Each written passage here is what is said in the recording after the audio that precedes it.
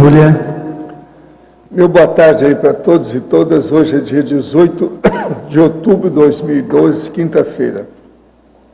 O verbete é de número 2451. Tem 9 páginas, 49 elogios e 21 máximos. Eu chamo a atenção que a divisão do detalhinho tem 11 máximos. O tema é autoenfrentamento docente. A especialidade é para pedagogia. Quem redigiu o verbete aí se dedicou muito ao trabalho para fazer 9 páginas. É a professora Pilar, que está aí muito bem assessorada aí hoje. Definição. O autoenfrentamento docente é o ato efeito de a consciência intrafísica lúcida, homem ou mulher, autoposicionar-se na função de docente conscienciológica, qualificando o alto desempenho interassistencial pela aprendizagem contínua e pelo profissionalismo no cumprimento da TARES. Agora, nós temos aí as transformações auto- e heteropensênicas. A predisposição às renovações no autoenfrentamento docente.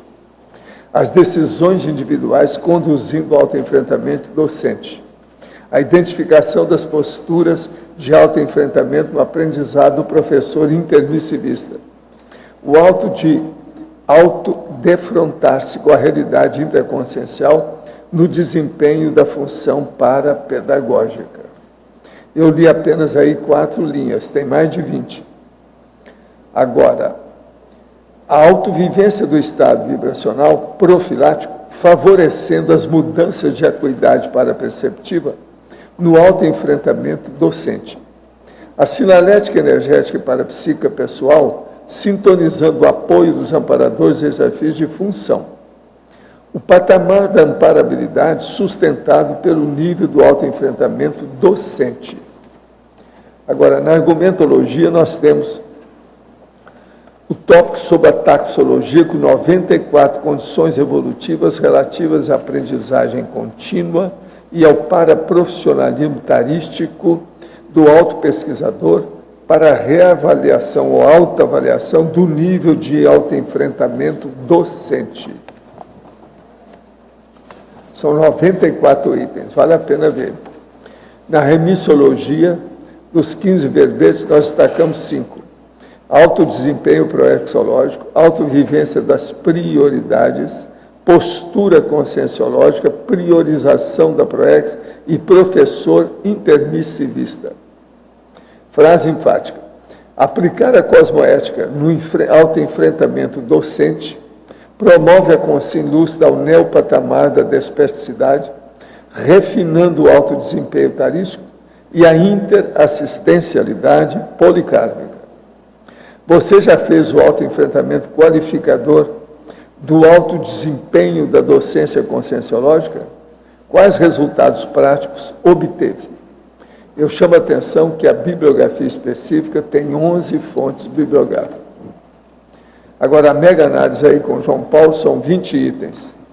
Continuismo, profissionalismo, sempre-aprendência, upgrade, neofilia. Neorreciclagem, priorização, renovação, qualificação e autoevolução. Autorreeducação, autodesassédio, autoconhecimento, autocomprometimento e interassistencialidade. Parapedagogia, autodidatismologia, autoorganizaciologia, neosinapsologia e taristicologia. O verbete hoje do dicionário é industriologia, o argumento é interparafenomenológico. Aí é bom a pessoa urubucervar com calma o que a gente está falando no argumentário. Agora, nós temos aqui, para a nossa verbetógrafa, enfatologia, página 2, 8ª linha, poderia abordar a hiperacuidade das reações frente ao convencionalismo científico.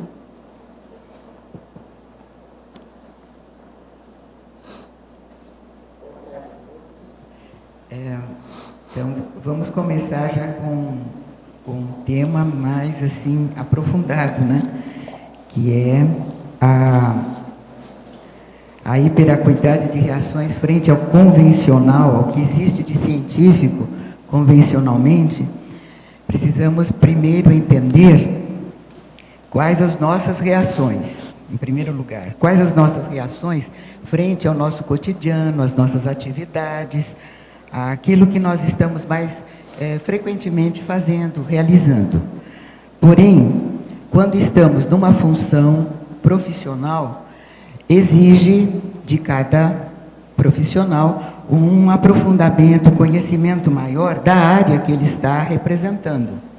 O conhecimento dessa área convencional é que vai direcionar essas reações, através do que o profissional consegue perceber nas suas reações frente ao que ele está trabalhando, ao que ele está enfrentando nessa área convencional.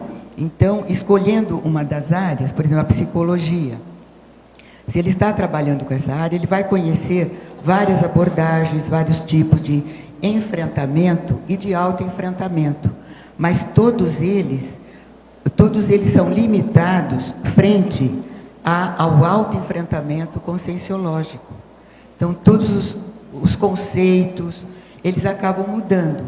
E há necessidade, então, de fazer um autoenfrentamento maior para conseguir identificar essas reações de mudança. Se já conseguiu ampliar os pensênios, o conhecimento do que ele está representando nessa área de trabalho.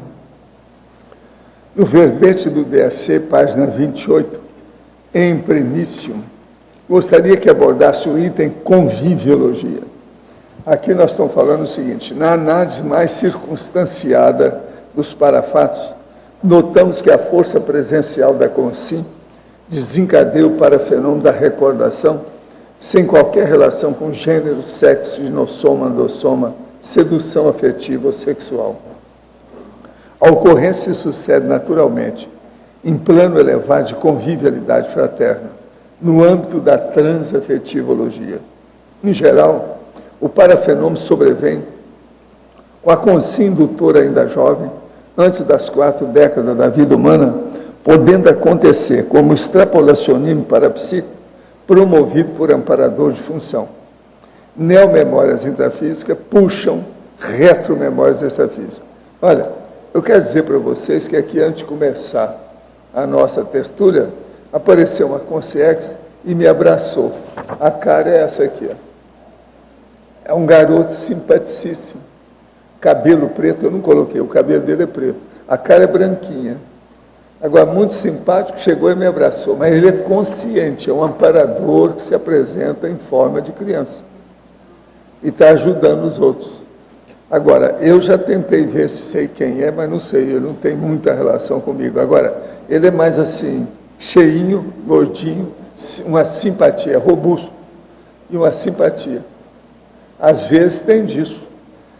Isso aí, às vezes, é para estabelecer algum rapport, para lembrar alguma coisa. Mas até agora eu não sei quem é, não sei de que se trata. Agora, a gente... Pessoal, o senhor pode mostrar... Tânia aqui no ar. O senhor pode mostrar de novo? É uma simpatia ele. Agora, ó, ele banca a criança, mas ele é muito consciente, muito lúcido, cheio de energia. Ele chegou e me deu um abraço. Geralmente, por que ele apareceu? Por que ele apareceu como criança? Se você soubesse, me fala. O senhor não tem uma explicação inicial? Você sabe, às vezes eu entro aqui em transe para ver a situação e vejo o que tem. A hora que ele percebeu que eu vi, ele veio e me deu um abraço. Entendeu? Agora, não sei. Agora, tem uma coisa aqui que eu estava mostrando aí para a Adriana, que eu estou falando aqui um negócio aqui, ó, no adendo, lá do dicionário, eu estou falando o seguinte: importa explicitar que a felicidade exposta no rosto harmônico do soma de hoje pode ter sido gerada por 10 cicatrizes do psicossoma de ontem ou de anteontem nos últimos séculos. Nessa dimensão humana, somente podemos desfrutar da mini felicidade fugaz, Nas comunidades extrafísicas evoluídas, podemos desfrutar da mega felicidade mais duradoura. Tais atitudes ocorrem devido à recuperação dos cons magnos. Eu, por exemplo, eu percebi a presença dele, já é pelo menos alguma coisa. E ele me deu um para-abraço com a situação, muita energia e tal. Uma simpatia ele. Agora, ó, é bem a cara, eu acho que eu já posso fazer retrato falado. Você está entendendo? Hoje, 18 de outubro, o site Consciência Lustra completa 2 anos de atividade diária na internet. Seguem os números atualizados pelo Google Analytics perante 2 anos. Total de visitantes, 183.143 pessoas. Total de página visualizada, 339.442. Total de vídeos, 2.738. Categorias, 17. Temas gerais, 156. Países que acessaram, 89 países. Melhor mês até o momento, setembro de 2012. Visitantes, 10.457. Média diária, 348 visitantes. Páginas visualizadas, 18.516. No início do site, contava com cerca de 1.300 vídeos. 2 anos depois, já ultrapassa os 2.700. Cabe lembrar que poucos vídeos desse total são tertúlias completas, pois faz menos de um mês que as tertúlias estão sendo inseridas diretamente no canal do Tertuliar no YouTube, sendo, portanto, a maioria composta por vídeos de diversos temas e contextos.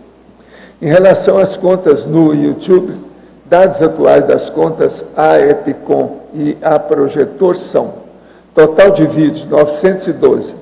Total de visualizações, 2.750.045. Total de países que acessaram diretamente pelo YouTube em 2012, 148 países. Forte abraço e qualquer questão é só entrar em contato. Atenciosamente, Alexandre Pereira. Isso aí é o que mandaram para nós aqui, vocês saberem.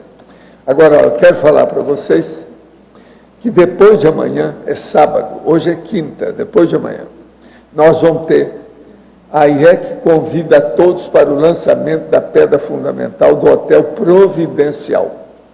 Dia 20 de outubro, às 17 horas. A hora que acabar aqui, depois da manhã, nós vamos ter lá, às 5 horas.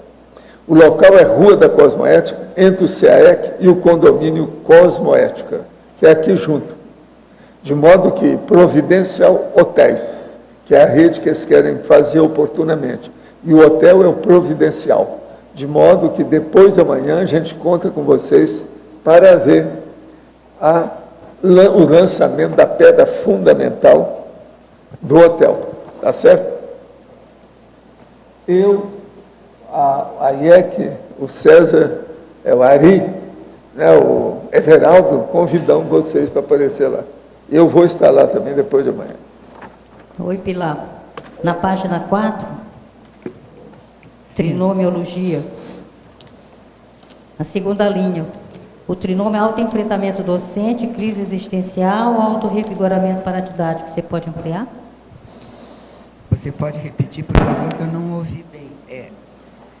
Autoenfrentamento docente. Crise existencial, autorrevigoramento paradidático. Agora entendi. O trinômio, autoenfrentamento docente, já aqui significa, então, um posicionamento, né? Autoenfrentar-se como docente, como professor. A crise existencial são aquelas mudanças necessárias que vão acontecendo a partir da transmissão das informações que são dadas aos alunos.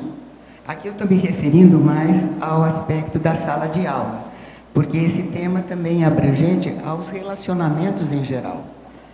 Mesmo na postura de docente, você já cria uma certa postura de convivência. Está claro?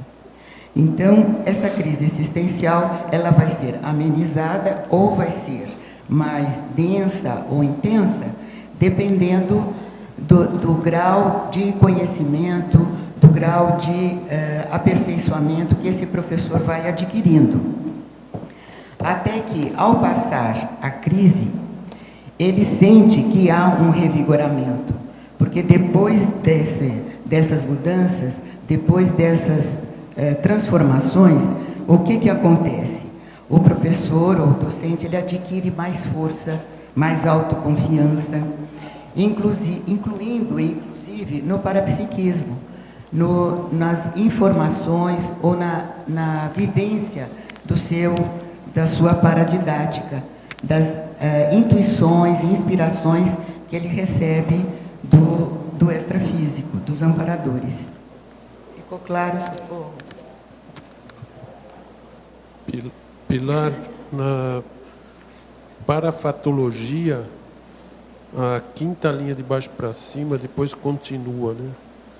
A rememoração providencial de mensagem síntese do curso intermissivo pré-ressomático, definindo o autoenfrentamento sadio de crise existencial. Parece até uma continuação, né, do que foi perguntado antes, quando a ênfase foi na crise do professor, ou na crise docente, e na crise de enfrentamento. Então, essa rememoração dessa síntese é que provavelmente leva à crise do docente, né? Na crise existencial dele. Porque é aquela mensagem que ficou gravada e que ele consegue identificar como sendo a ponta da linha, a ponta do novelo da sua proex, né? Então, ele vem com aquela mensagem síntese do curso intermissivo. Eu vou dar o meu exemplo. Meu exemplo é o seguinte: eu desde pequena tenho a palavra organização. Mesmo sem entender o que era essa palavra, tinha significado. Era organização. Então, brinquedinhos que eu tinha, chamava até a atenção, porque eu punha tudo em fila, eu arrumava tudo assim, punha numa certa ordem. Quando, na minha época, eu tinha brinquedinho que eram soldadinhos. Eu não sei se a maioria aqui acho que nem lembra. Eram soldadinhos miniatura. Eu punha tudo em ordem, desfilando, assim. Pegava as cadeiras e punha também em ordem. Quer dizer, isso eu só fui entender depois de velha, né? Mas eu já trazia isso. Era uma coisa de organizar. Como eu fiz o ginásio comercial, porque na minha época a mulher não estudava, então eu tive que estudar à noite, trabalhar de dia, estudar à noite. No ginásio comercial, nós já tínhamos aquelas aulas de escrituração mercantil, que era a escrituração, que hoje é chamada de escrituração de empresa, né? Aquela escrituração comercial. Nessa escrituração comercial tinham aqueles livros básicos, que era o borrador, o diário, a razão, caixa, conta corrente. Não sei se você lembra disso, Arlindo. Não, é porque eu fiz economia, eu tive contabilidade, né? Então, o que aconteceu? Essa síntese, essa mensagem básica, como eu trazia, essas coisas me chamaram a atenção. Então, esses livros me chamaram a atenção. E esses livros foram sempre a base de tudo que eu ia fazer, ou escrever, ou realizar, tinha que ter o quê? O borrador, tinha que ter o diário, quer dizer, era assim, aquela anotação primeira, depois uma anotação mais direta, depois organizar outras partes até ter a conclusão, que era o livro Razão. Então, eu não sei se fica claro esse raciocínio. Então, trazendo do curso intermissivo, isso que vai acontecer, vai definir o autoenfrentamento existencial hoje, que é constante para mim a necessidade de auto-organização, desde lá do Pensene até o Soma, ou do Soma até o Pensene. Agora, depois na fatologia, a 12ª linha de baixo para cima, as autoprescrições resultantes do autoenfrentamento docente. Então, à medida que você chega a identificar a crise, para sair dela, é a necessidade do quê? De fazer uma identificação e depois prescrever quais os comportamentos, hábitos a serem mudados e de que forma você vai mudar isso, né? Como é que seria? Então, seria o quê? Fazendo o registro, Depois, refletindo sobre esse registro, o que eu preciso realmente mudar? O que é prioridade eu mudar? O que é prioridade eu autoenfrentar para prescrever o resultado do meu autoenfrentamento e depois saber a mudança desse autoenfrentamento? Agora, só uma dúvida que você colocou, que no teu tempo, a mulher não estudava, mas, por exemplo, no meu tempo, que é um pouco depois, já era menos comum, mas tinha muita mulher que ia para a faculdade, pelo menos. Sim, mesmo na minha época já tinham meninas que iam para a escola também, à noite, estudar à noite, mas era o mínimo, a maioria era homem. Era menor, era menor. É menor de idade. Mesmo os meninos eram menor de idade. Agora, tinham os maiores de idade que começaram, naquela época, adultos já. Eram profissionais que trabalhavam durante o dia, escritórios, padarias, pastelarias. Aí eu lembro de um amigo que era do açougue, então todos eles à noite iam fazer o ginásio, que era o ginásio comercial, chamado ginásio comercial. Aqui em São Paulo era muito comum estudar à noite, principalmente o pessoal que trabalhava. Isso foi na década de 1950. Bom, até hoje. Sim. Então, obrigado. Pode falar, quem está chamando? Tânia Guimarães. Pode Muito ser? prazer, Tânia, em vê-la aqui. Igualmente. Olha só, na megapensenologia, o seu terceiro, inexiste autofuga possível. O que você quer falar? O que você quer discutir com a gente nesse autoenfrentamento docente? Eu achei isso bem interessante. Para refletir é muito bom, né? Na prática é meio inexiste. difícil. Pois é. Quer dizer, você não pode Em fugir. tese você não foge de nada do que você é. Tem que enfrentar. Você vai ter que enfrentar. Mesmo que você crie alguns mecanismos de defesa, de preservação. Então, no fundo, aquilo que você está deixando de enfrentar continua ali, presente. Então, neste momento, se eu estou fazendo uma apresentação dessa questão e eu tenho uma reação, essa reação eu não estou expondo, ela vai ficar ali dentro de mim. Eu não vou conseguir fugir dela. Ela não manifesta agora, mas pode manifestar depois. Tá, está bem. Não sei se clareou para você. Você está fugindo de alguma... Eu andei pensando, eu acho que eu vou fazer a listagem. Gostei da ideia. Depois você, então... Tá ok, muito a gente obrigada. pode discutir mais sobre essa inexistência da fuga, né? Você vai confirmar que não dá para fugir. Né? Obrigada, Mara. Para que haja o autoenfrentamento, para que haja mudança, para que haja o crescimento e o autoposicionamento. E um professor de Conscienciologia, ele precisa ter um autoposicionamento. Porque como é que ele vai enfrentar as situações da SOCIM? Trabalhando, às vezes, em outra área que não é a de professor. Bom, mas desse jeito eu vou estar chupando, está encostando já na minha boca. Na hora de... Tá, obrigada. Por favor, Enfatologia, página 2, na segunda e terceira linhas, poderia ampliar a identificação das posturas de autoenfrentamento no aprendizado do professor intermissivista? Primeiro, identificar qual é a própria postura. Qual é a postura? Eu vou identificar o que eu quero fazer. Essa vai ser a minha postura. Né? Minha postura conscienciológica, então, está baseada na área da conscienciologia. Então, é uma postura conscienciológica. Agora, o autoenfrentamento do professor, ele vai estar no enfrentamento da análise dos seus trafores, trafares, nos seus relacionamentos, nos seus atributos internos e externos também. Quais as suas capacidades e habilidades de atuar em equipe, junto com alunos, junto com o trabalho, junto com o voluntariado. E todas essas aulas, todas essas premissas dessas posturas foram recebidas através do curso intermissivo. Aqui é só uma rememoração dessas posturas para facilitar esse aprendizado, para facilitar esse autoenfrentamento.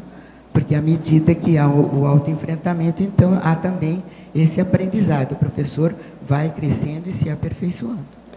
Na 11ª e 12ª linhas, o autoposicionamento propiciando a descoberta das cláusulas pétreas inseridas na PROEX. Então parece até uma continuidade, né? Mas é que essa postura de autoenfrentamento, ela está dentro e fora simultaneamente. Então, simultaneamente, nós trabalhamos com a nossa autopercepção e a percepção daquilo que nós manifestamos.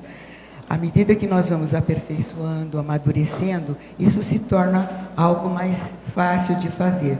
Quando nós estamos iniciando, é mais difícil. Às vezes nós precisamos localizar a nossa reflexão, mais interna ou mais externa. E essa a linha aqui.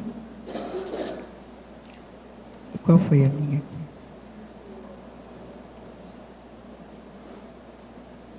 Eu perdi a linha aqui. Pode repetir, por favor, professor?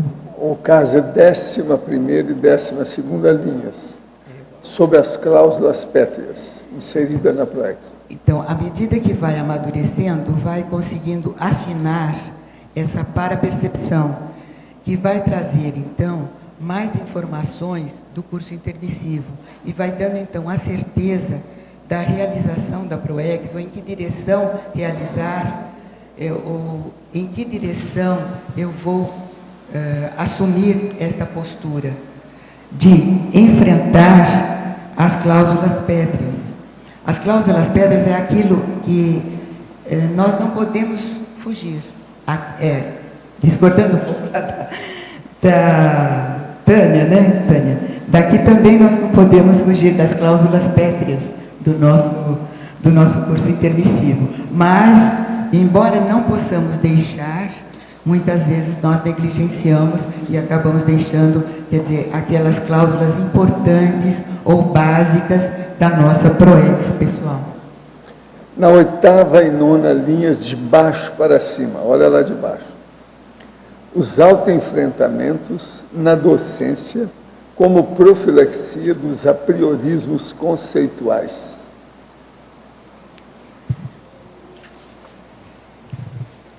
Então, à medida que aprofundamos, à medida que vamos amadurecendo, então veja, no exercício da função docente, há uma evolução, tanto no nível de posicionamento, como no nível de autoenfrentamento e de aplicação de todos esses conceitos do paradigma da conscienciologia.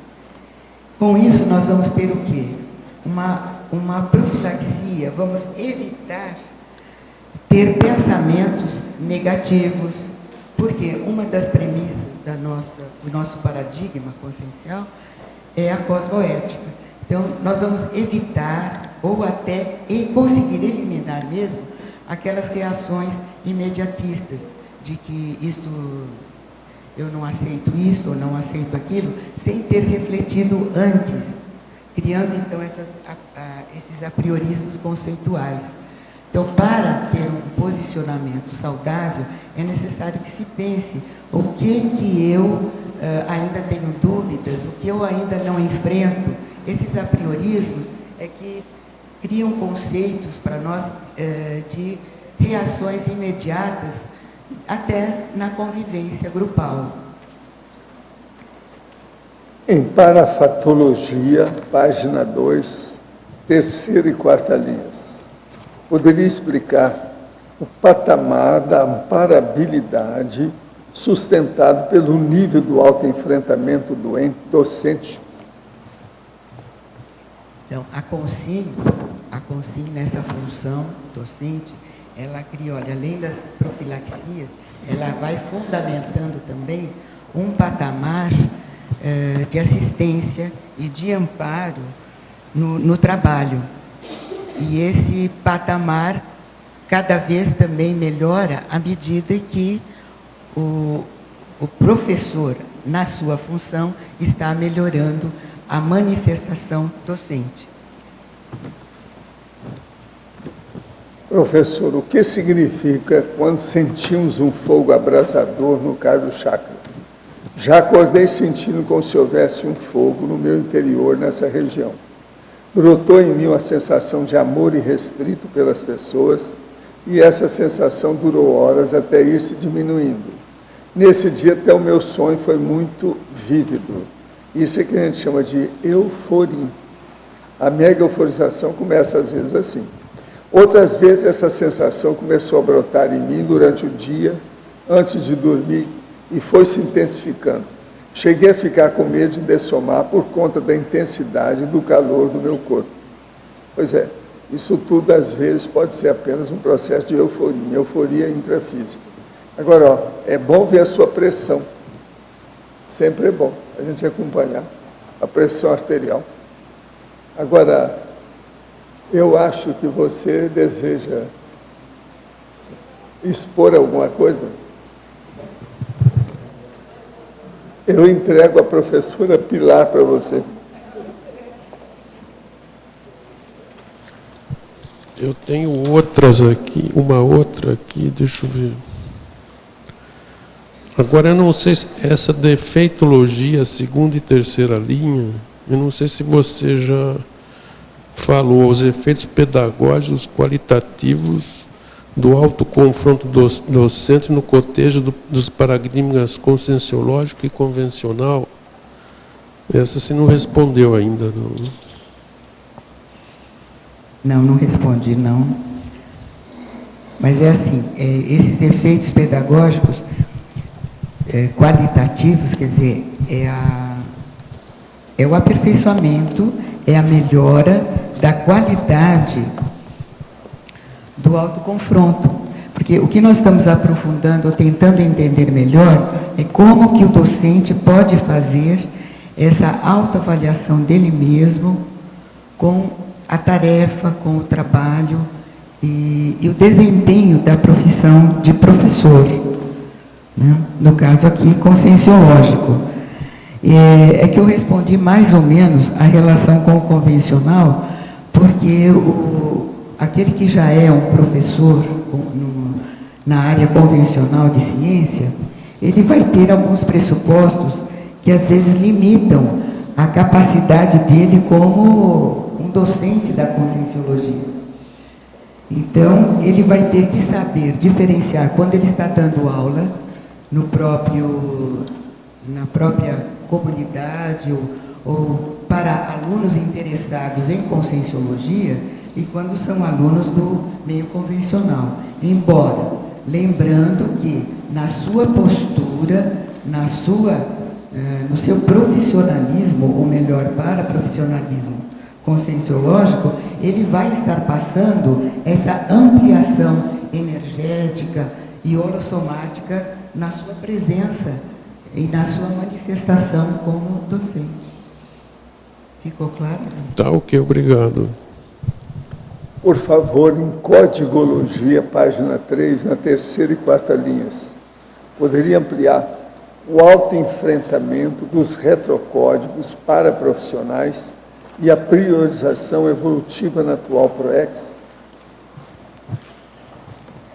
Então, o que são esses retrocódigos para profissionais?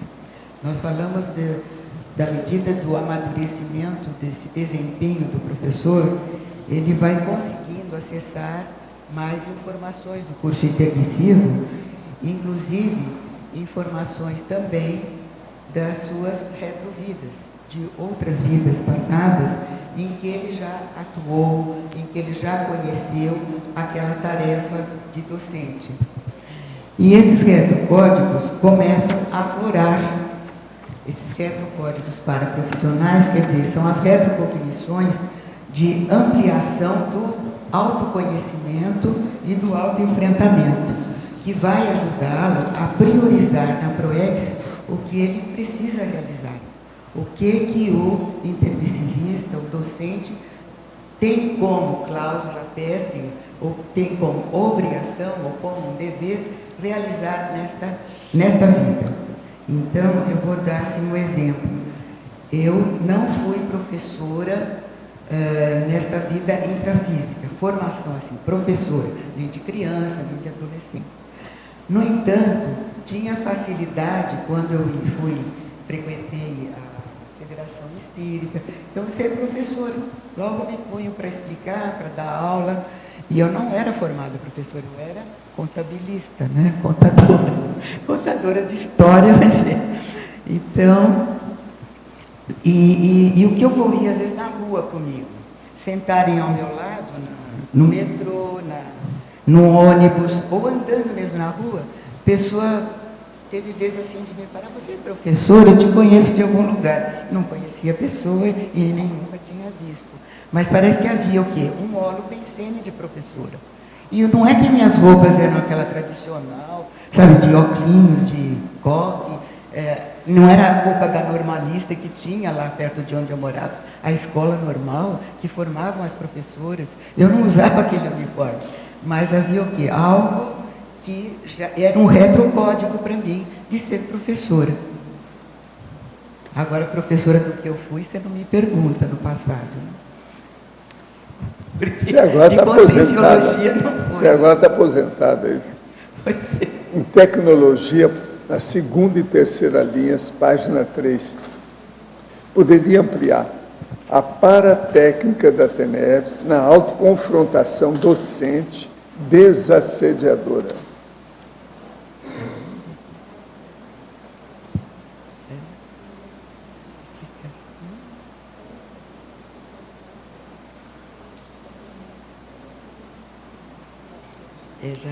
Aqui, ó.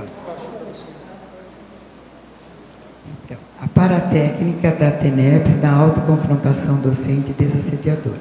Então, vamos iniciar primeiro a ter consciência ou autoconsciência do que é assistência. Então, em primeiro plano, é colocar ou se confrontar ou autoenfrentar-se frente à assistência, que é uma tarefa assistencial. Aí vamos começando a aprofundar até que se chegue à realização da TENEPS, que já é uma paratécnica mais organizada, metódica e que leva, então, o docente a também a ter mais a hiperacuidade, a ter mais parapsiquismo, perceber mais o que acontece com ele e com o seu ambiente. E nesse estado de coisas, nesse estado, ele vai o quê? Percebendo também a manifestação extrafísica e identificando essas manifestações. Primeiro, ele às vezes passa mal, tem uma dor de cabeça e tal, é um assédio simples. Outras vezes pode ser um assédio mais prolongado. Mas o que vai acontecer à medida que ele trabalhar as energias e trabalhar o EV, trabalhar o arco voltaico, até chegar à TENEPS, onde ele vai ter então um certo enfrentamento com mais autoconfiança do que é um assediador. E não vai ser assediador barato, não. É da baratrosfera, mas não é barato. Ele vai enfrentar assediadores às vezes mais difíceis e que vai exigir dele uma competência e um desempenho profissional maior. Aqui na parafatologia, na quinta linha, a calibragem da bússola intraconsciencial nas verbalizações parapedagógicas. Então, fazendo uma metáfora aí com a bússola, né? A bússola, de certa forma, sempre te mostra o norte, né? A direção a ser tomada e não sair da rota. Né?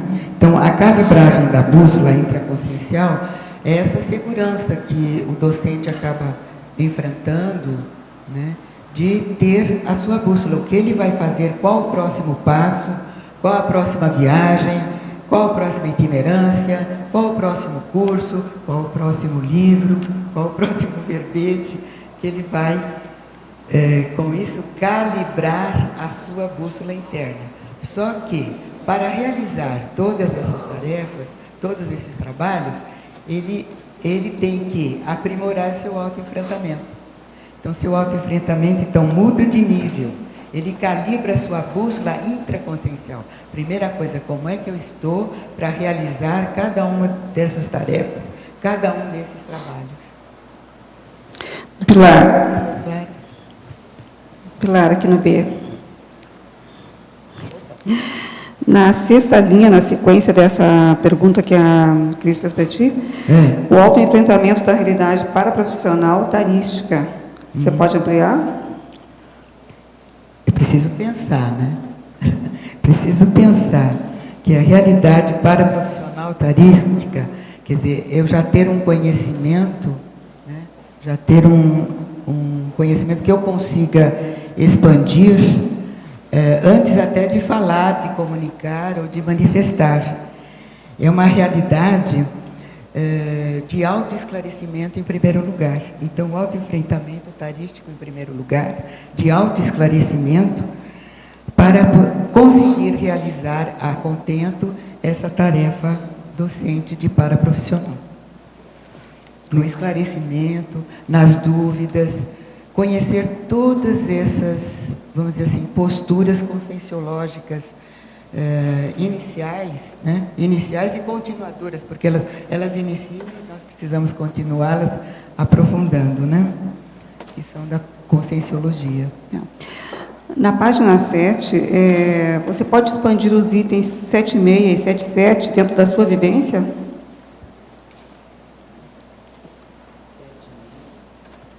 Página 7. 7.6. Item 76 e 77. Você pode trazer algum exemplo pessoal? Exemplo pessoal. É de quando, lembrar de um exemplo,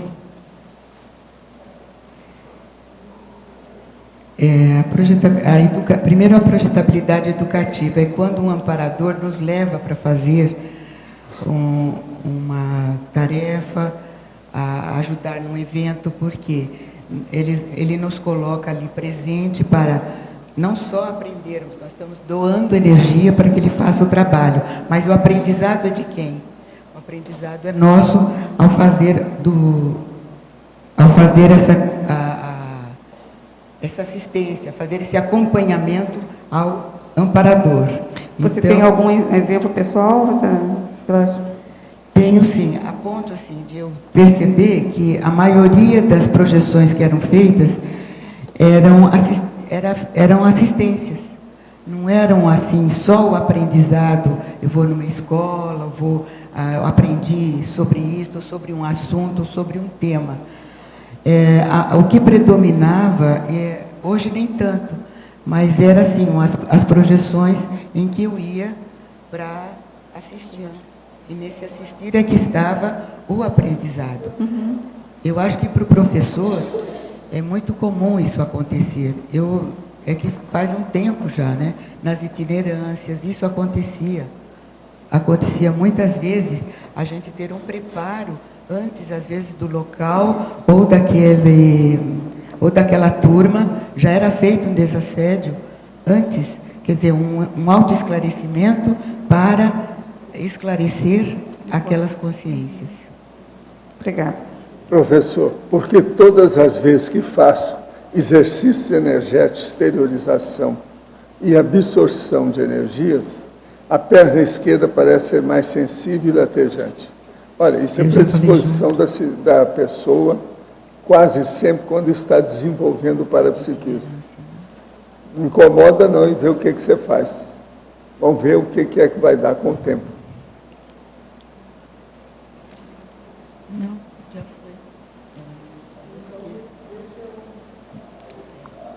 foi. Alô, por gentileza, poderia na página 3, na neossinapsologia,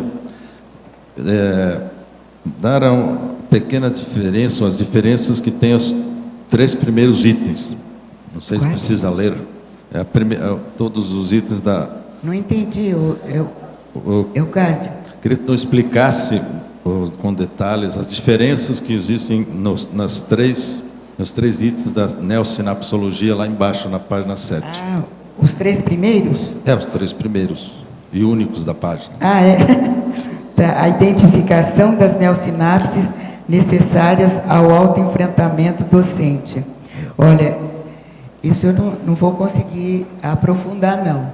Eu posso só, assim, dizer que é perceptível o desanuviar, quando desanuvia o seu cérebro, quando, né, nosso cérebro desanuvia e a gente fica mais lúcido para perceber ou identificar que compreendemos mais aprofundadamente tal ideia ou tal conceito da conscienciologia. Eu acho que aí está criando neossinapses, né? À medida, então, que aí já são até indicações de como proceder, né? Como nós podemos proceder?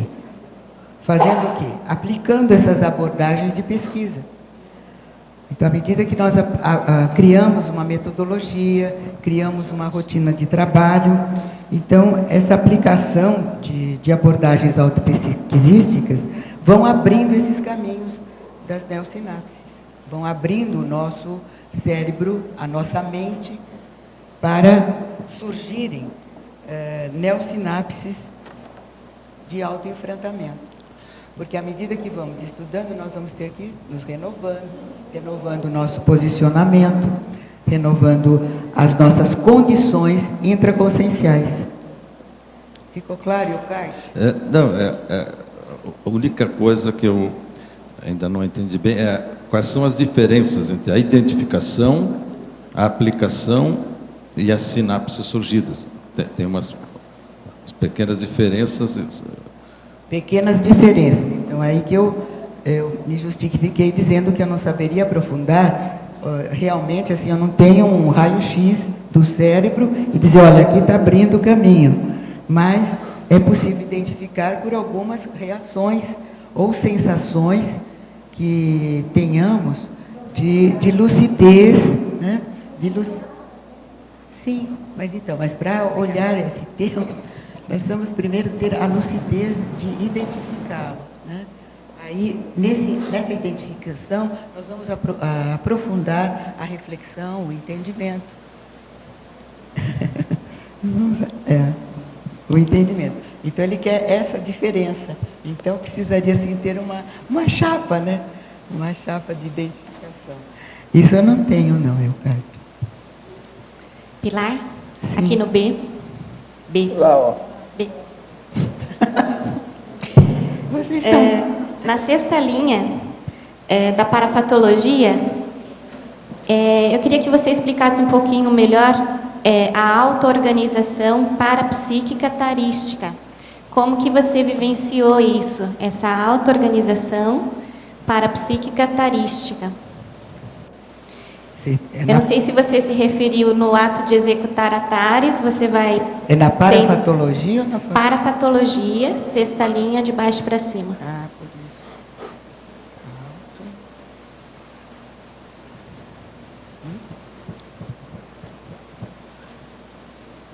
Está aqui, achei. A auto-organização parapsíquica... Em que medida isso auto-organiza a pessoa ou você organiza a tares? Eu não entendi muito bem.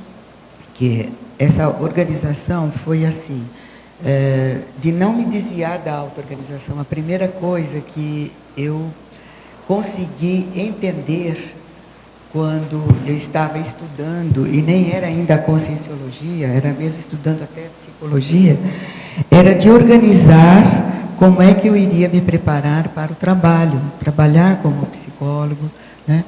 Então, essa era organização, nem se falava em auto-organização. Era organizar, então, aquele conhecimento que eu já tinha, como é que eu iria organizar. Agora, à medida que eu entrei para o estudo mais aprofundado da projeciologia, da conscienciologia, os paradigmas foram mudando. O paradigma convencional foi se ampliando. Mesmo o paradigma espiritualista, que trazia um conhecimento muito, assim, paranormal do que acontecia. porque esses eventos de interdimensão já aconteciam comigo normalmente, só que eu não tinha a ampliação do conhecimento, eu não tinha essa autotares, ou não tinha esse esclarecimento sobre o que ocorria. Eu fui ter só a partir desse estudo da Conscienciologia.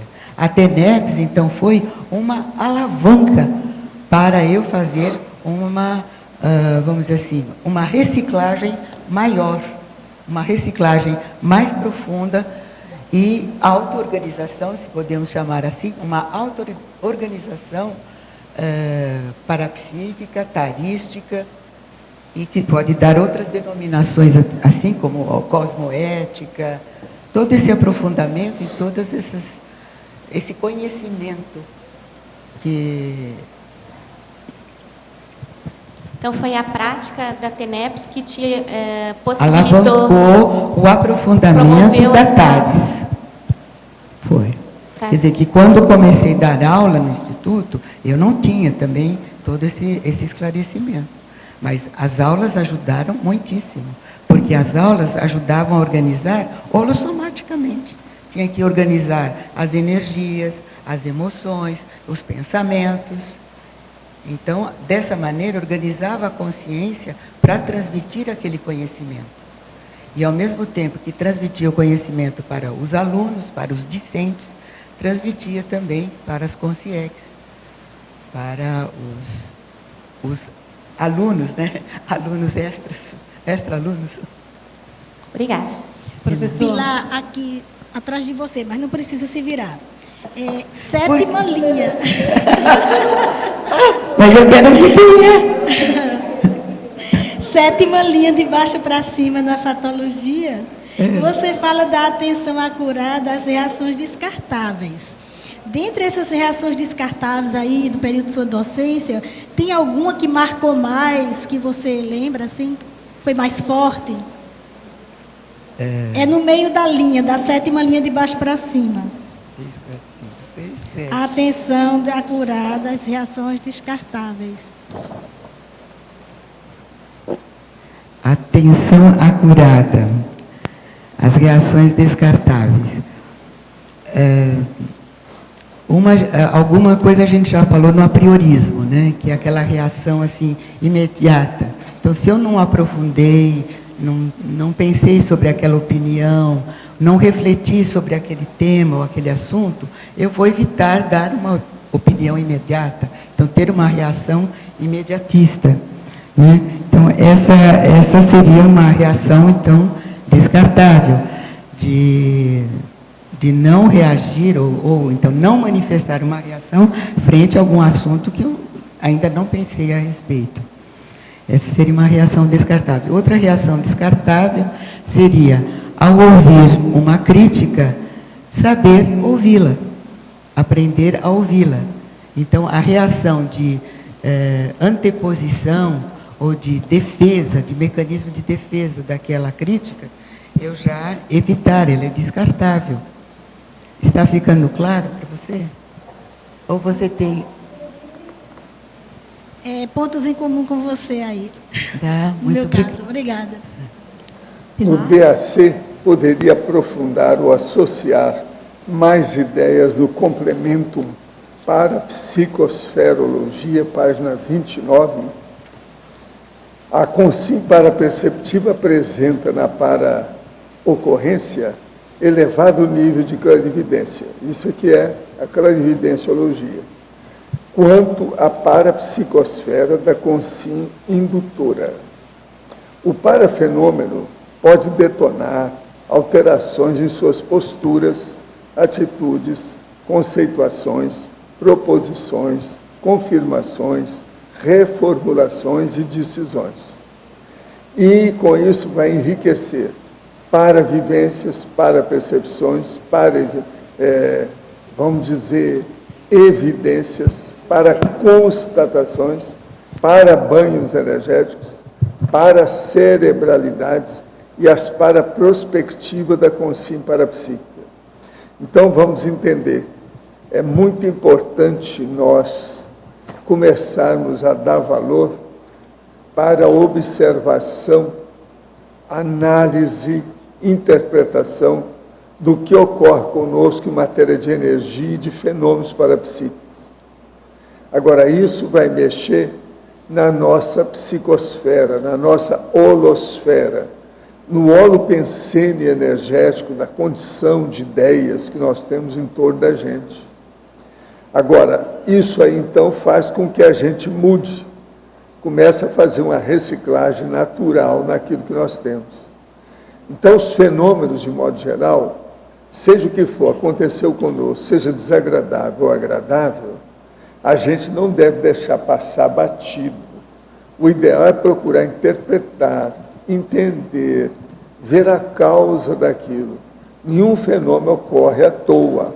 Há sempre uma mensagem, um objeto, uma meta, uma razão de ser daquele conteúdo do fenômeno que apareceu conosco.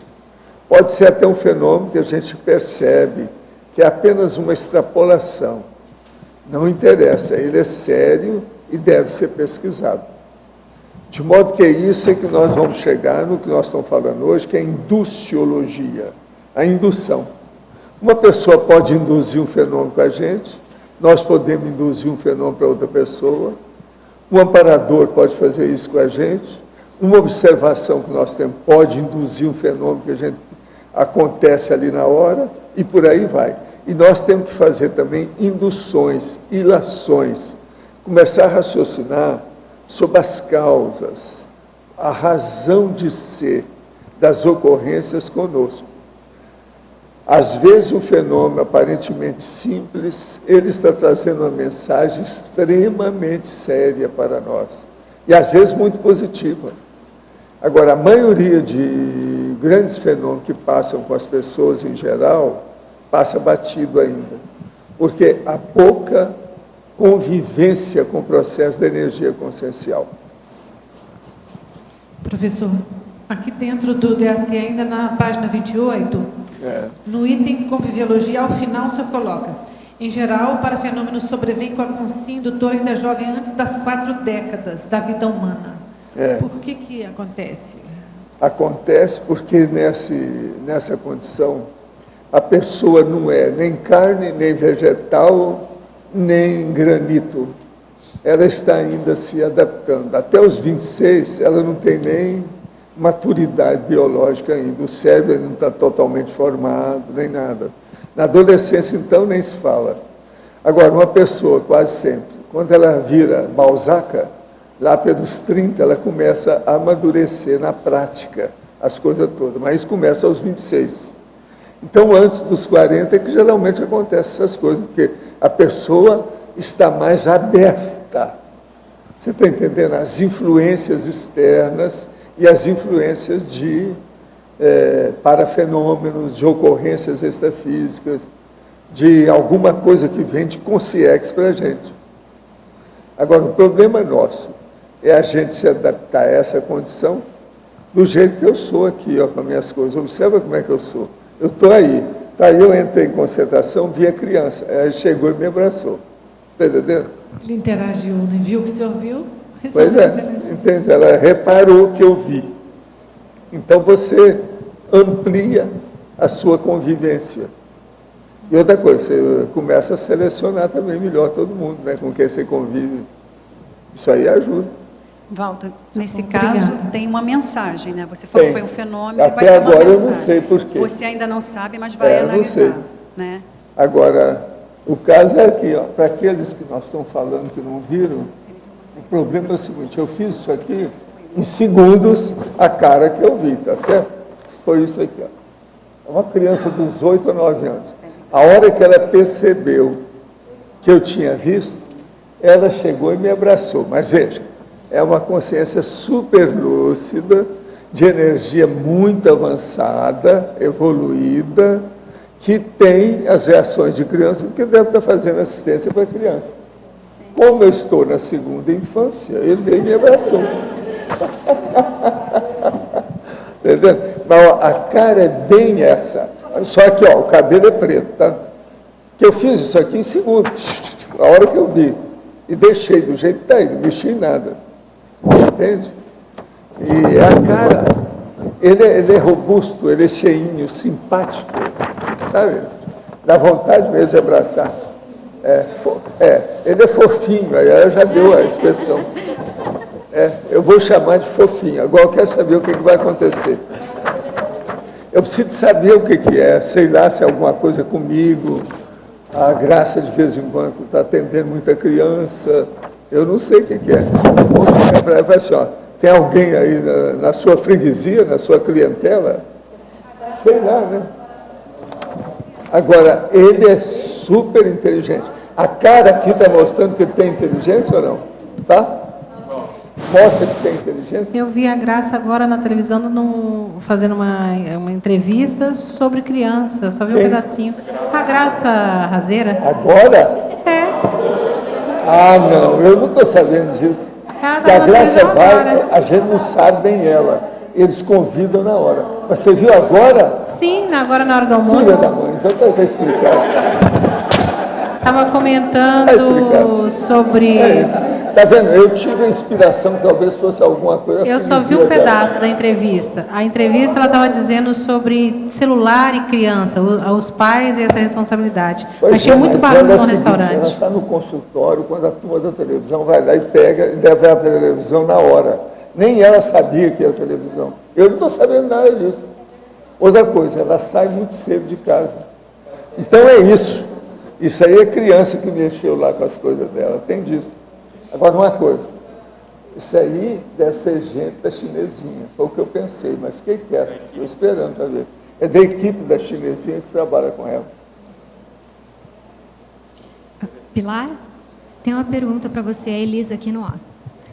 É o seguinte, na página 7, o item 62, sobre mega euforização.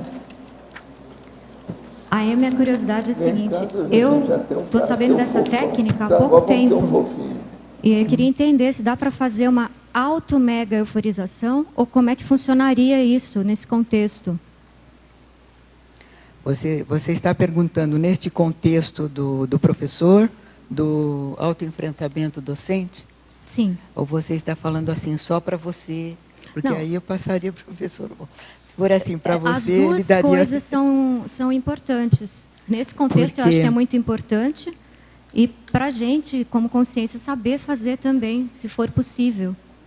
Então, é possível, mas tem que estar assim, num crescendo energético, que foi o que foi explicado. Esse crescendo energético, através da técnica do EV, do arco voltaico, até chegar à mega euforização, quando já se conseguiu intrapsiquicamente ou intraconsciencialmente essa renovação interior, uma renovação mais atualizada do momento atual da própria vida, onde consegue já um autocontrole dessas energias, um autodomínio maior, para que essa harmonia, essa serenidade, mesmo que seja temporária, permita que façamos essa euforização, quer dizer, essa exteriorização de energias com mais força, com mais intensidade,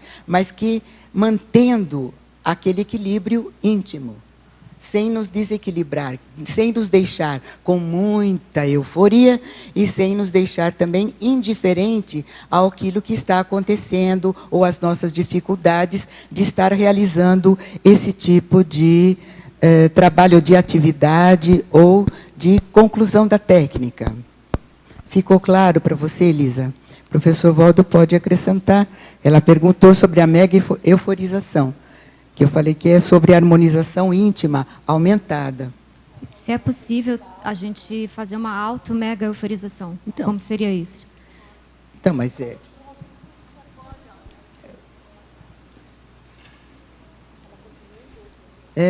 continua em dúvida? Sim, como é que seria a técnica? Eu entendi a parte energética. Então, você entendeu como é que funciona a mega euforização? Agora, como é que você faz esse funcionamento? Você é que vai fazer funcionar. Sim. Então, usando esse conhecimento da mega euforização, esse mecanismo energético de autodomínio, de anticonflitividade, de análise interior. Chega num ponto, você mesmo desencadeia esse processo. Tá. Uhum. Então, você vai desencadeando aos poucos, à medida que você vai chegando nesse nível de autodomínio, de autoconscientização do seu autoenfrentamento. Tá certo. Ficou claríssimo Ficou mais agora. claro? Sim, sim, muito obrigada. Você não tinha se colocado na mega euforização. Você perguntou sobre, Sim. mas quando você ouviu a resposta, você não se colocou. Primeiro você entendeu o que é. Eu entendi um passo a passo. Entendeu Agora ficou mais claro. O processo, né? Sim. Entendeu o processo. Agora, como é que eu entro nesse processo? Né? Entendi. Então, agora é esse trabalho. E aí, como foi lembrado pelo professor, que cada um de nós é um fator intencional para o outro, né? Então, você foi o meu fator intencional para ampliar esse conhecimento. Eu sou o fator intencional para que você realize a técnica. Entendi. Ficou claro? Tá ótimo. Pilar, aqui na página 8, lá no item 90, é a teaticidade, a vivência lúcida do conhecimento pessoal. Quando a gente, em sala de aula, a gente tem uma vivência, item 90, tá? Sim. A gente tem uma vivência do que a gente está falando, isso dá mais consistência. A gente está falando uma coisa que a gente conhece vivencialmente. Sim. Agora, tem muitas teorias que são simplesmente teorias para a gente ainda. Como é que a gente faz na sala de aula, o professor faz para dar mais consistência, justamente, dignidade, justamente, a parte que é teórica para a gente, mas que tem lógica, e a gente admite como lógica, mas para passar isso para o aluno. Então, eu tentei fazer isso agora, que eu não tenho um domínio da mega euforização, mas eu passei o que se prepara, como é que se faz para isso, para se chegar a esse ponto, né? E vai exercitando. Eu estou fazendo isso, eu estou exercitando, mas não cheguei a esse ponto da auto-mega euforização. Mas auto-euforização, às vezes, entende? Então, agora, é diferente de quando se está num campo. Então, o que vai acontecer? O professor ele vai passar por vários cursos, preparos e tal. Então, todas essas técnicas, mesmo aquela que ele não conseguiu individualmente, assim, esse auto que ela havia perguntado, se ele não conseguiu, ele pelo menos vivenciou junto com outras pessoas. Então, aqui, você vivencia a sua auto-mega euforização quando você está no campo da mega euforização. Você não vivencia a euforização do outro. Está sendo feita para o outro, né? Mas quem vivencia aquela mega euforização é você, mesmo que você não tenha sido sorteado. Então, isso já é uma experiência. Se tiver que ser passado numa sala de aula, ou para um grupo de estudo, ou para um grupo de trabalho, você vai passar essa experiência até o nível que você conhece. Né? Pilar. Isso dá fidedignidade quanto à autocrítica que a pessoa tem do desenvolvimento dela. Né, a crítica vai até onde vai o nosso desenvolvimento. E a intenção não é enganar ninguém. Pelo contrário, é aprender junto. Né? Talvez até um certo ponto você pode dar um aperitivo, mesmo que teórico, para a pessoa querer buscar. Porque é um teórico vivência, né? Que você diz, eu não vivenciei pessoalmente, mas você já vivenciou junto a outras pessoas. Eu dei o exemplo da mega euforização, mas tem outras técnicas também. Tem muitas técnicas que eu não vivenciei diretamente. A minha auto-organização, provavelmente não é a auto-organização que cada um faz, que cada um escolhe. Desde que tenha um início, um meio, um desenvolvimento e um fim, que eu disse, isso daí eu trouxe lá daqueles livros de contabilidade, que tudo tinha um começo, um desencadeamento, um desenvolvimento e um fim. Tudo que fizesse, escrever uma historinha infantil, que eu escrevia para dar para as crianças, era o quê? Uma experiência, né? Era um encadeamento, era uma lógica. Então, isso ajuda o outro a entender também. E a entender o potencial que o outro tem para fazer isso. É isso que precisa induzir, é isso que precisa instigar, é que o outro faça a própria experiência, que aí entra no princípio da descrençologia. Né? Pilar, aqui no B, eu acho que tem até alguma relação com isso que você estava explicando agora. na segunda e terceira linha ali da principiologia, segunda e terceira de baixo para cima, né? O princípio do exemplarismo pessoal, refletindo no voluntariado da equipe docente. Né, o que você quis dizer, em que reflete, né, esse princípio do exemplarismo pessoal no voluntariado da equipe? Então, que à medida que você reflete, aprofunda, autoenfrenta os seus trafares, os seus pontos de vista, vai o quê? Servindo de exemplo, vai sendo exemplo para os outros. Se você trabalha numa equipe, essa referência se torna de grupo, é uma referência para o próprio grupo, seja ele docente ou não, seja ele só voluntariado de tarefa ou voluntariado de um projeto, né? Tudo aquilo que a gente conseguiu, pelo menos, vivenciar, ou não vivenciar totalmente, vivenciar só em parte, junto com outros, serve também como experiência, desde que saibamos aproveitar isso para nos autoinduzirmos e induzir outros também a essa experiência, né? Uhum. Agora, a Equipex também, agora que a gente está vendo aqui, as pessoas vêm aprender com a nossa atuação, né? A gente tem visto bastante aqui no interlúdio, nesses debates, tudo. Então, acho que dentro do processo docente, deve haver também uma reciclagem, né, do grupo extrafísico, dos posicionamentos docentes, né? Uhum. Aqui nessa neociência, deve haver também alunos intermissivos, aprendendo mais recentes, junto, né? Mais recentes e que estão trazendo às vezes pontos de vista, nuances desse trabalho intermissivo. Esses serão os futuros docentes aqui na Justamente. Sociologia. Obrigada. De nada, sempre às ordens. Pilar, aqui no ar. Na página 5, na culturologia, na terceira linha, de acordo aí com o tema, você poderia comentar a cultura da mudança e a mudança da cultura? Aqui. A cultura da mudança. Se nós estamos trabalhando com um tema, trabalhando com uma ideia, trabalhando com um paradigma, e nós temos a certeza que ele traz mudanças, né? Então, aí o que nós estamos criando? Uma cultura para a mudança, que é o que está até encadeado com o que foi falado. Nós promovemos a cultura da mudança através da induciologia, né? Nós trabalhamos nisso. E a mudança da cultura vai ser o resultado. Aí já quando se torna o tema ou a discussão dessas ideias mais, vamos dizer assim, mais extensivas, mais públicas, como está acontecendo atualmente.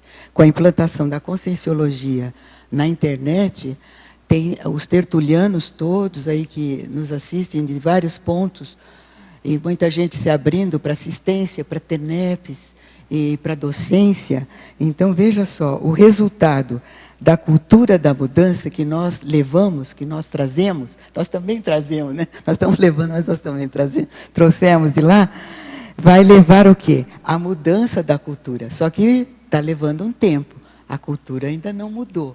O padrão da nossa cultura ainda está muito baixo em relação ao que nós já trouxemos, né? Eu não sei como é que você vê, se você vê. Ficou claro essa... Sim, obrigada. Como perceber essa mudança, né? Perceber o quê? Pelos resultados, né? Mas você vê, então você faz a comparação dos resultados conscienciológicos, que é um crescimento muito grande, muito além do que a gente concebe. A gente às vezes não entende por quê, né? Como que cresce desse jeito? Falta gente para trabalhar? Como que é isso? Falta professor e os cursos estão crescendo, cada vez tem mais curso, a gente não dá conta. Eu, hoje em dia, não dou conta de fazer curso.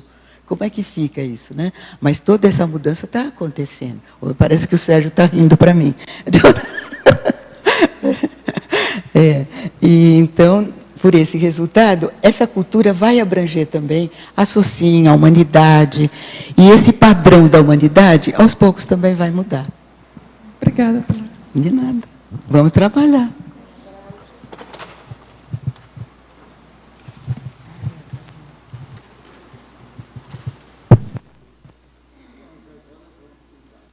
Sociologia número 62, pode ser? Você está de acordo? Tá? Pessoal, Taxologia 62, olha aí, o que é? Nós pedimos, então, por favor, a todos que desliguem os celulares e que, por favor, na hora da mega euforização, não teclem os seus computadores. Obrigada.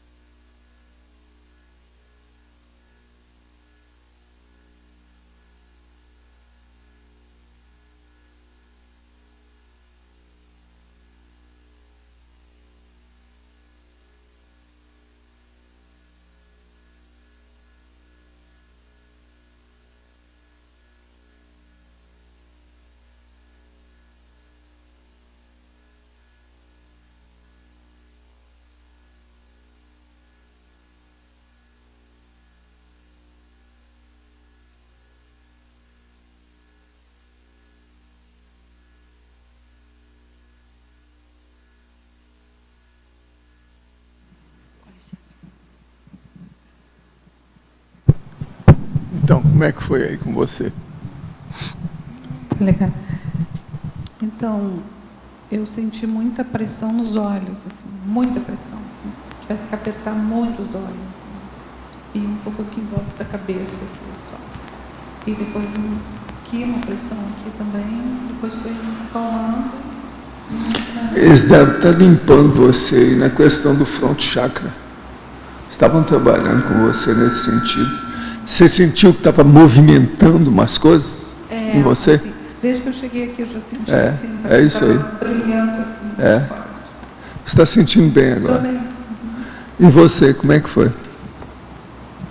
Bom, eu senti um campo de energia mais geladinho. Está muito gelado aí. E percebi assim uma soltura do ombro chakra, na cabeça e também mexer ali na cabeça do lado direito, o olho direito. Depois, mais para o final, eu vi uma que estava mexendo em todo. Você está sentindo bem agora? Sim, tá eu bem? me senti bem o tempo todo. E esse meu chefe aí, como é que está? Você estava sumido, né? Tá. Custou aparecer, né? Você viu quem é ele? Chegou ontem. Custou aparecer nessa dimensão. Ele veio mais barbeado, mais cheio de barba. Mas está tudo bem com você? Tudo bem. Tá? Mas como é que você sentiu aí? Senti um arrepio assim mais do lado esquerdo e também aqui na região da cabeça. E já vinha sentindo antes ali quando eu sentei ali, quando eu comecei a me concentrar mais na leitura. Um arrepio assim, arrepiando assim, cabelo, orelha. Muito bom, é bom te ver aqui. Você vai ficar aí uma temporada agora? Como é que é? Uma semana. Uma semana, Muito bom. É uma satisfação te ver. O cara sumido, né? Desaparecido, não é isso? Mas ele chegou, o sorriso está no dentro, tá? 100%. Você manteve, olha o sorriso dela, é sorriso do dentifrício, sabe? Na televisão. Ele está ótimo. Gente, mas é muita energia que mexeu nesse campo e abaixou bem a temperatura. Também é porque eu acho que tem o ar-condicionado ligado aí hoje, é por causa disso. Agora, a temperatura não está assim não, está quase 25 graus, olha lá. Mas aqui esfriou bem. É o campo, sabe? É assim mesmo. Isso mostra as energias de vocês. Você sabe que você tem energia, né? Por incrível que pareça. Não adianta ficar distante, tá certo? Muito bem, gente. Obrigado. Valeu.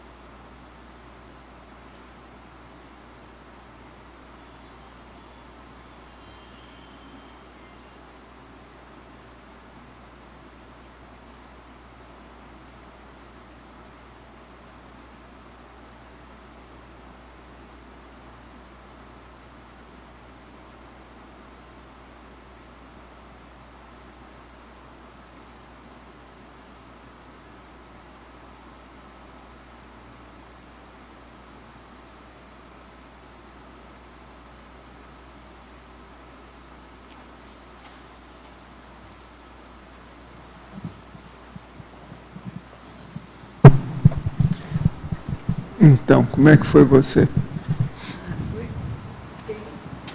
Foi tudo bem.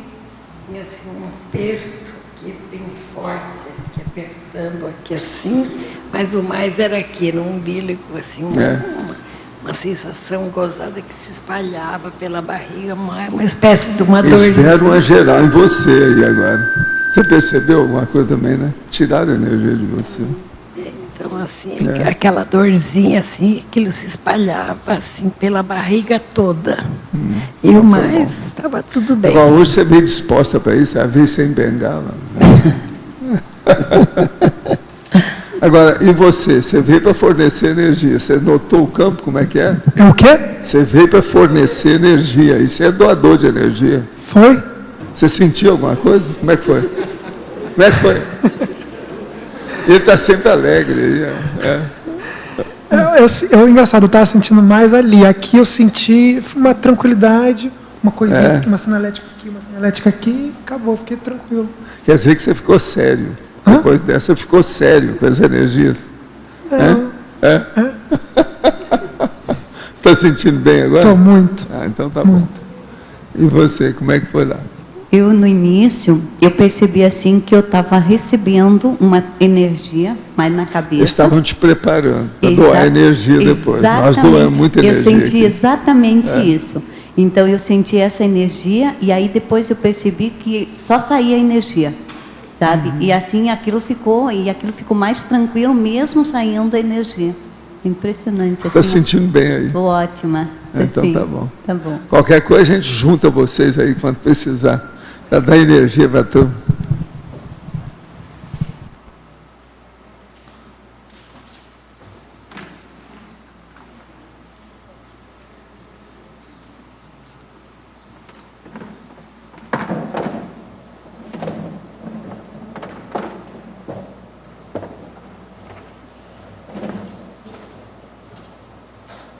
Gente, eu devolvo agora a professora Pilar para vocês. Tá certo? Está me devolvendo? Estou devolvendo para eles.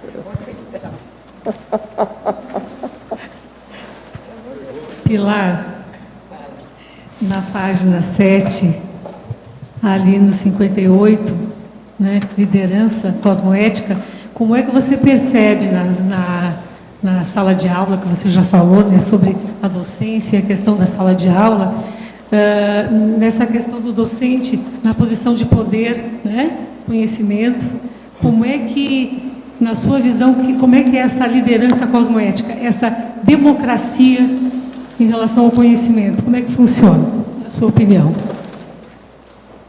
A primeira chave é a autoconsciência da autoridade, da auto-autoridade do professor. Ele precisa ter essa autoconsciência. Em seguida, ele, ao distribuir, ao dar as informações, ele dá de forma em que ele perceba que está havendo uma interação, que os alunos, os discentes, estão entendendo o que ele quer dizer. Nessa interação, há uma distribuição, então, dessas informações e dessa autoridade. Nessa distribuição, o que vai acontecer? Os alunos vão se sentir à vontade para perguntar, vão sentir também mais confiança no líder. E, por outro lado, mais autoconfiança neles mesmos, de que eles não vão ser depreciados, seja qual for a pergunta ou a observação que eles fizerem. É assim que eu vejo a maturidade da liderança cosmoética. No exercício mesmo, sabe? No exercício da palavra. Certo.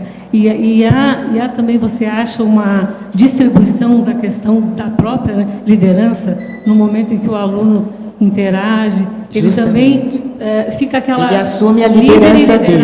E vice-versa. Cada um tem a sua autoliderança, precisa ter autoconsciência disso. A autoliderança do liderado e a autoliderança do líder. Aí é um processo cosmoético. Democrático. Pleno, aí é pleno. Sei que nós exercitamos essa plenitude ainda. Certo.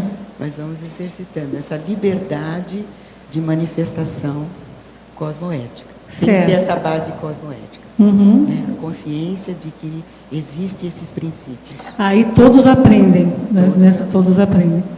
Obrigada. De nada. Professor Valdo, aqui, ó. No primeiro campo, eu entendi que a pessoa falou que teve uma dor muito forte no olho, não sei se foi isso. E eu vi uma mão aparecendo para mim, me entregando um óculos. Eu não sei se tem a ver com... Pode ser, mas ajudaram muito ela aí. Agora, eu queria fazer uma pergunta para Pilar.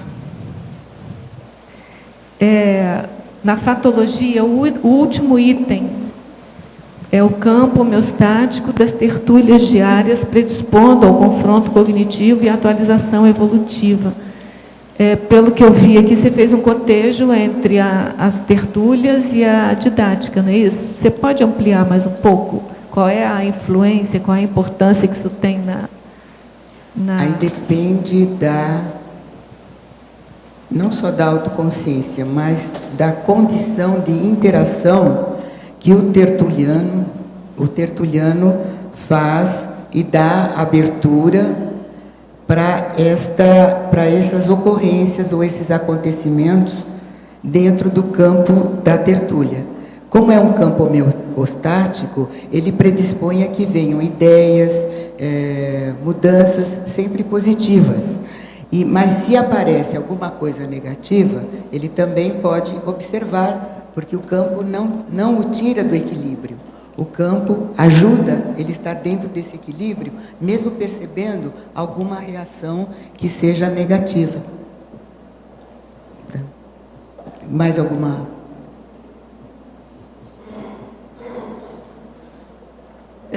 Questão mais séria, então, é de você perceber no campo... Como é que você está nesse campo? Você está interagindo com ele? Você está contra ele? Você, sabe, e as percepções que vêm com você, com as outras pessoas, os toques no ombro, assim, né? Obrigada e parabéns pelo verbete. Oi, Alguém chamou? Vale, Cátia.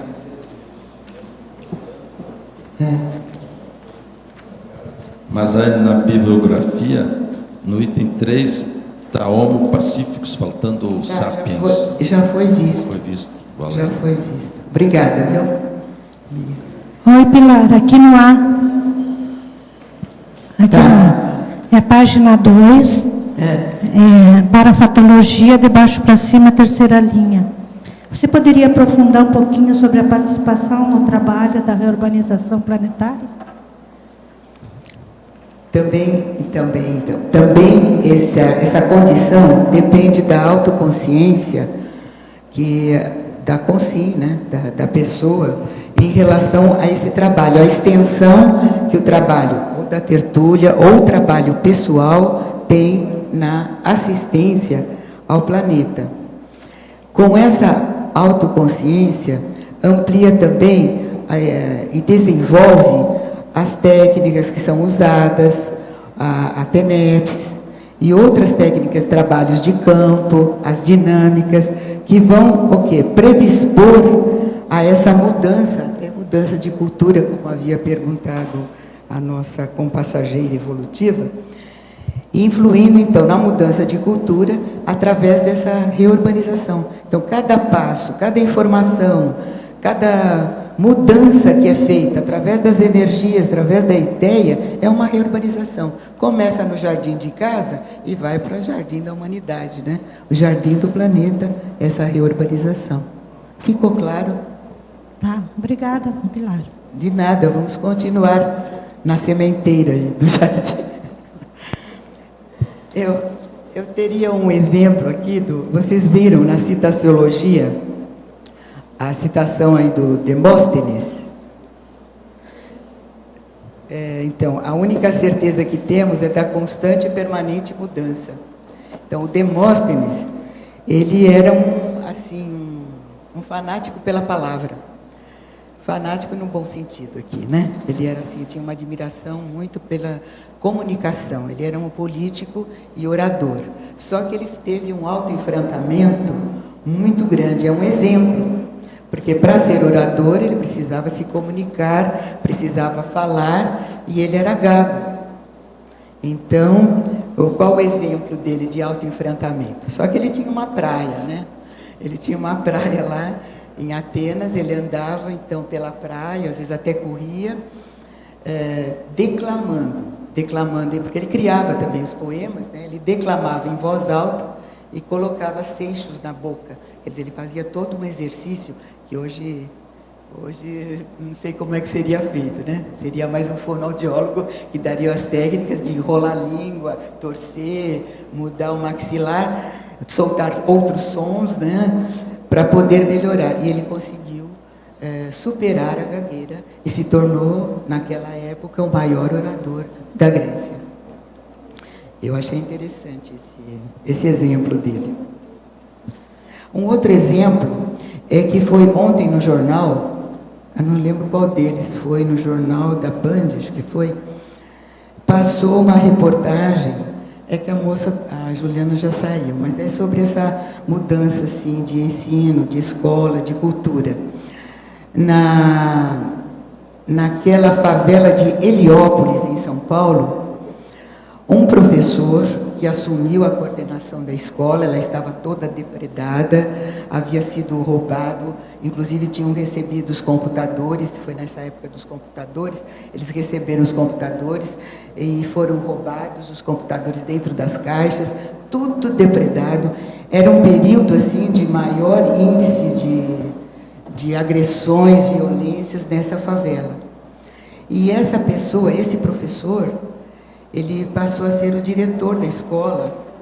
Ele fez toda uma remodelação. Primeira coisa que ele fez, tirou os muros da escola. Dentro da comunidade, a comunidade fica junto com a escola. Ele fez jardins, canteiros. A única coisa que ele cercou, que ele colocou cerca, foi na quadra para que não perdessem as bolas, né? Então ele disse que era um prejuízo perder muita bola. Então ele fez ele circundou a quadra. E também deixou que as crianças convivam assim, com liberdade com a comunidade. Só que tem os horários a serem respeitados. A gente estava falando de como liderar e essa interação com a liderança, com a democracia. Eu achei um exemplo assim, muito interessante ele fazer isso, e ele conseguiu que aqueles que haviam roubado, aquela gangue que havia roubado os computadores, devolvessem os computadores para a escola com o pedido, com a solicitação de que ele não denunciasse, que ele não reclamasse, que ele já tinha feito o boletim lá na polícia e tudo, mas que ele então não levasse adiante aquele efeito, né, policial. E foi o que ele fez. Então agora a escola já está montada, tudo funcionando muito bem, as crianças têm onde brincar, têm os brinquedos, têm liberdade, e é criança, assim, do fundamental, né? Do ensino fundamental. Eu acho, para mim, assim, me dá uma satisfação, eu vi algum ponto positivo no meio de toda essa coisa difícil, né?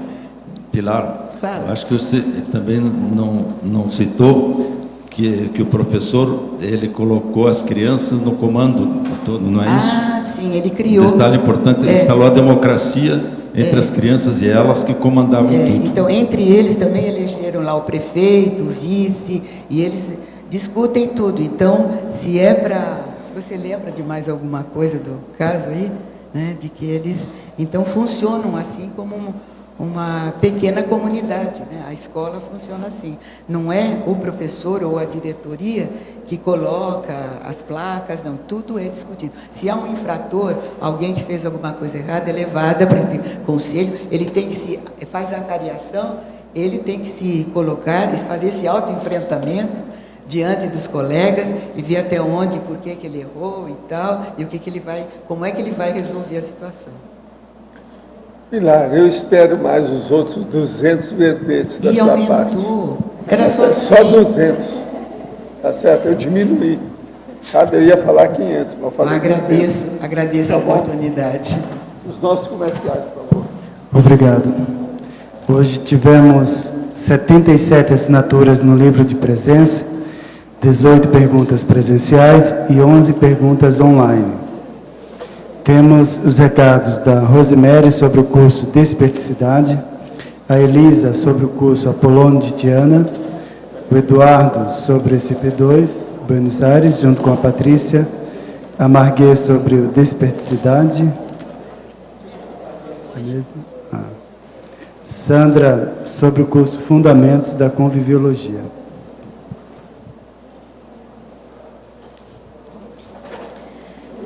Nosso convite é aquelas pessoas que estão aí, né, no esforço, no empenho de alcançar a desperticidade ainda nessa vida, o quanto antes melhor. A gente está realizando mais uma edição do curso Desperticidade. Ele já vem sendo realizado há vários anos. Esse curso ele é ministrado por 3 EPICONs. No caso desse ano vai ser o professor Moacir Gonçalves, Marina Tomás e Rui Bueno. E ele se compõe de campos parapsíquicos e debates mentais somáticos baseados no estudo dos verbetes da Conscienciologia, da enciclopédia, que tem relação com a desperticidade. Então, a gente vai discutir e debater em grupos toda a questão da vivência, né, e auto-esforço de cada um em relação à desperticidade, e aí entrar em imersão, né, parapsíquica para poder consolidar e treinar, né, o processo da desperticidade. Esse curso ele vai se realizar aqui no CAEC nos dias 26 a 28 de outubro.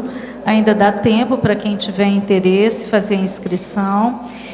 Na secretaria, né, o telefone de contato aqui do CAEC, 3525-2652. Lembrando aí a desperticidade, né, quem estiver aí na docência, muitos professores, né, a desperticidade é uma meta para essa vida? É uma pergunta, né? Então, vale a pena investir, nada, sem o esforço pessoal, vai surgir de uma hora para outra, né? Então, a importância da gente ir dando os passos para alcançar aí a desperticidade o mais rápido possível. Então, todos convidados e a gente agradece aí a atenção. Boa tarde. Quero convidar todos para o curso Apolônio de Tiana, que ocorrerá no dia 4 de novembro, no domingo. É um dia só o curso. Vai ser na sede da CIP e com o professor Jarbas Paranhos, né? O curso ele trata mais ou menos assim do parapsiquismo, a vida do Apolônio de Tiana, o mito J. Cristo, né? O memoricídio, tudo influências, o legado que ele deixou. Maiores informações no site acip.com ou no telefone 4521-02-1421. Ou comigo, ou lá na sede da CIP, na secretaria, tá? Obrigada. Buenas tardes a todos. Es con alegría que estamos acá para invitarlos para el SP2 de Buenos Aires.